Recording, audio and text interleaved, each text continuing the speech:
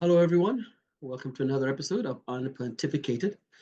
And in this episode, I'd like to talk about Donald Trump and his claims that the U.S. is subsidizing Canada. He keeps talking about this, $100 billion deficit or $200 billion deficit. I don't know what number he keeps using, but he wants to impose, we all know he wants to impose the 25% tariffs on goods coming from Canada to the US. And no doubt it may be a negotiating tactic. He has put in February the 1st as when he's going to implement these tariffs. But he likes to claim the reason he's doing that is because the US is subsidizing Canada. He has spoken about Canada having access to the US military. He's talked about they import 20% of their cars from Canada. Why don't they just build them in Detroit? So things like this. And so I saw an episode of CBC's About That. I actually like those episodes that Mr. Chan, was Richard Chan? I forget now. But anyway, they're good episodes on explaining certain issues. And this one, he explains the actual deficit or not that in trade that Canada has with the US. Just take a listen and you'll see what I'm talking about. Donald Trump has said over and over again, the U.S. is subsidizing Canada. We are subsidizing Canada to the tune of over $100 billion a year. The United States is subsidizing Canada. As I called him Governor Trudeau, I said, listen, what would happen if we didn't subsidize you? Because we give them a lot of money. It's very unfair. But what is...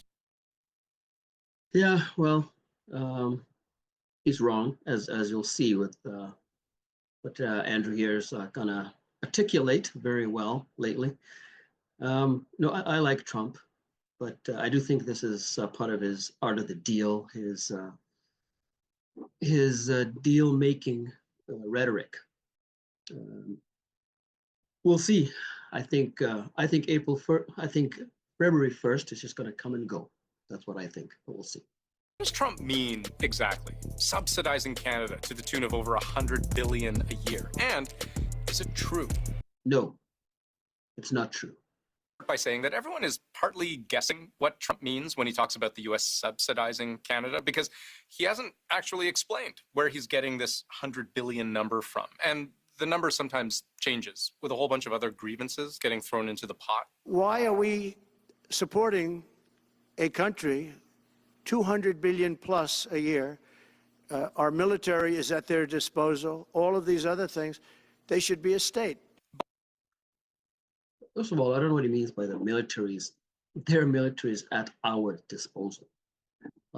Sure, the U.S. military is far outclassing the Canadian one, but we're not going to use the U.S. military unless they want us to. Sure, if we ask, if it's going to harm them as well, then sure, they'll agree for us to use it. But it's not at our disposal. You know, you can't just take it. Come on, Donald. But let's pick up on what appears, at least most of the time, to be driving this claim about the U.S. subsidizing Canada, and that's the trade imbalance between the two countries. A trade deficit happens when country A imports more from country B than it exports. And Trump's right on one central point. The U.S. does have an ongoing trade deficit with Canada. Now, one thing we need to remember is the US is what, 380 million people. Canada is 40 million people. So obviously, we're going to buy less from the US than the US buys from Canada because there are more people there. Does that make sense? Does it make sense to you? Does it make sense to Anyway. And that's been the case for years. Canada has, in fact, sold more goods to the United States than the U.S. has sold to Canada. And zooming in on 2023, for example, according to the U.S. Census Bureau, the hard numbers are pretty clear. Canada exported $427 billion worth of goods to the US, while the US exported $355 billion worth of goods to Canada.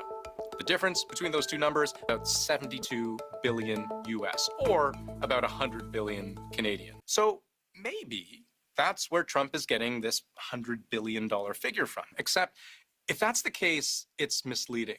Because what I just showed you was the trade deficit in goods, physical things. But think of all the other things that Americans sell to Canadians, from financial services, telecommunications, air transport, consulting.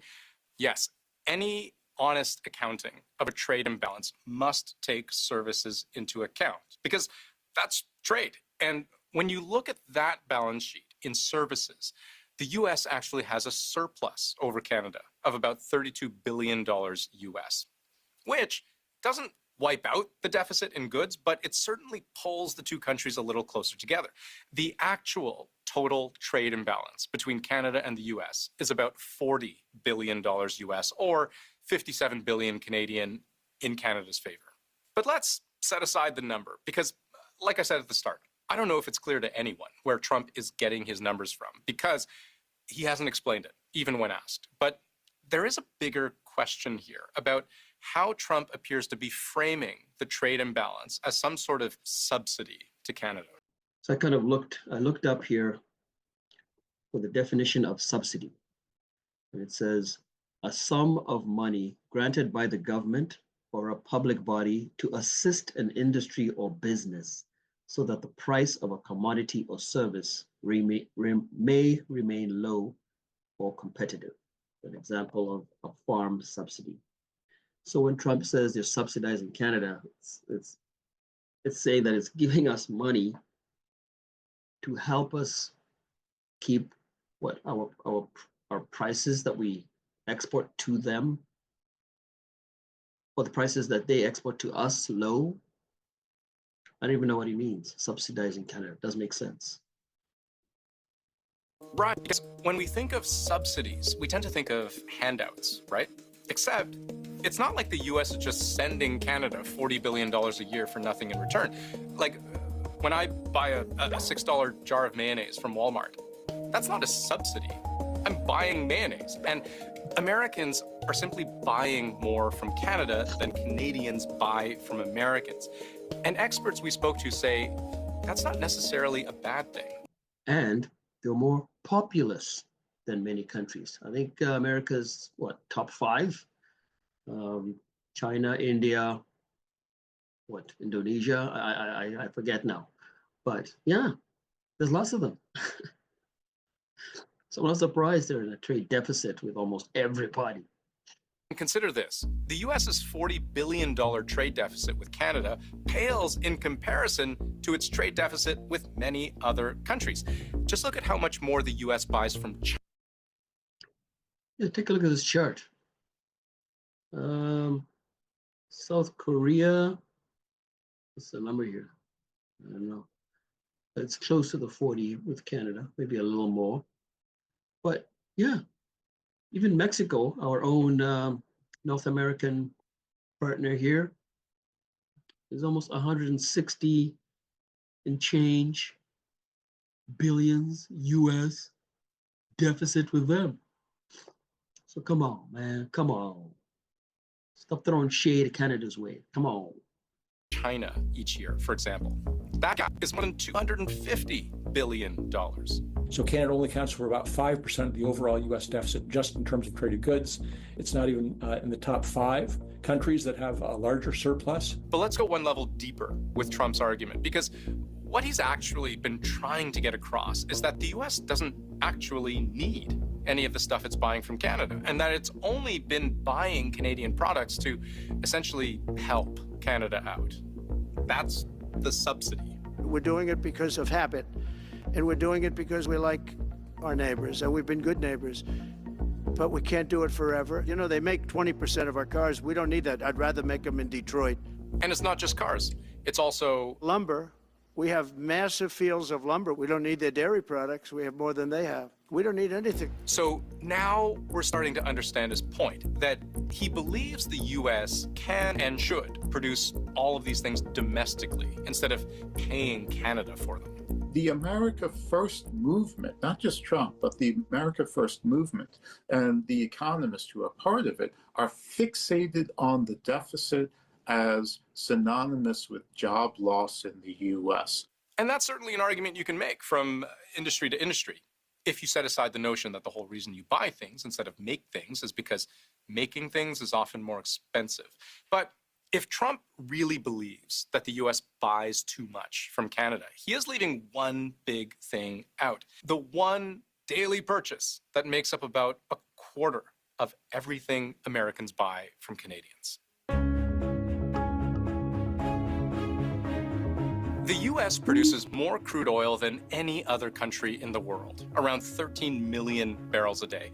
But for its own citizens, it needs more than that, about 20 million barrels a day. And it can't even efficiently use a big chunk of what it does produce, because historically, American refineries have been set up to process a different, heavier kind of oil than American drillers can find in their own shale deposits. So that's an expensive problem. But you know who produces exactly the kind of heavy crude oil America needs? Me. Canada? You guessed it. The U.S. buys the majority, around 60% of the crude oil it needs from Canada. And Trudeau has been decreasing the amount of oil we get from our oil sands. It's criminal. I hope that Poilievre, when he gets in, starts to ramp up interest in having companies come back to drill in the oil sands. A lot of them left because of all the, because Trudeau wasn't allowing people to get permits, allowing companies to get permits to drill. It's just too much red tape, too much red tape. So yeah, reduce the red tape and let's go. Drill, baby, drill. And on some level, it makes sense. Canada is a relatively stable energy partner.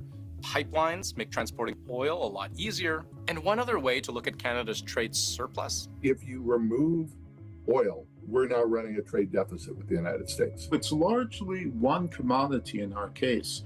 And that commodity is not putting Americans out of work. It's putting Americans to work. So if you remove oil, we're at a trade deficit, but don't remove the oil because it's putting Americans to work. Trump needs to sit down. Putting Americans to work because of what I just mentioned a few moments ago, that there is an entire industry built around the importation of heavy Canadian crude and all the American workers who process and refine that oil domestically. Now, Trump has signaled that he intends to ramp up domestic drilling too, but to use all of that oil domestically, there would have to be a significant and expensive retooling of America's refining capacity as well. That doesn't happen overnight. So in the meantime, Americans buy a ton of oil from Canada, and that is the single biggest driver of the trade deficit that Donald Trump says is a big, big problem. If it were to be interrupted, I know it would harm Canada, but it also would get the attention, I think, of U.S. policymakers because there are parts of and regions of the U.S. that very much depend on those imports. So, yes, the U.S. has a trade imbalance with Canada. No, that doesn't mean the U.S. is subsidizing Canada's economy. But yes, Trump can and will likely continue to argue that it should be buying less from Canada and producing more at home. How easy that is to actually do is one question. Another is how much of all of this is just part of one long, dramatic negotiation. Yeah, I think it's all part of a negotiation tactic. Has to be. It just doesn't make sense. Now, Trump is, a little bit, how should I say, not reckless, but, I forgot the word I'm looking for. But, he'll do what he wants to make a point. Doesn't really care.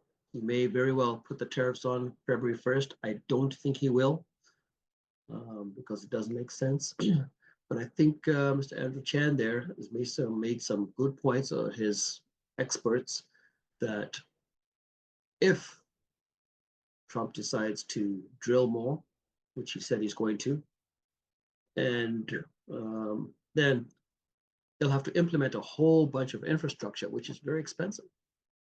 And if you don't bring in those imports from Canada, and Canada has that heavy crude for refining versus the lighter crude in the US, it's just silly. I think the next prime minister, whoever it is, hopefully it's Pierre, get those oil sands drilling, build those pipelines to the states that Biden cut down, the Keystone pipeline, get it built. Let's go. Let's get us out of our deficit that we have. I think we have the lowest GDP per capita in the G7. It's just brutal because of Trudeau. So guys, what do you think? What do you think is Trump is just spouting off numbers that I think he just picked from thin air? I said I like Trump, but sometimes this guy is just talking nonsense. He needs to be less bombastic with Canada. We're friends. We've been here, for a long time in this part of the world. So stop it. So guys, let me know what you think in the comments. Did this explanation from Andrew Chan kind of help you out a little bit? It helped me sift through the rhetoric that Trump likes to spill. So it's pretty good. Please like and subscribe, and I'll see you guys on the next episode. Bye-bye.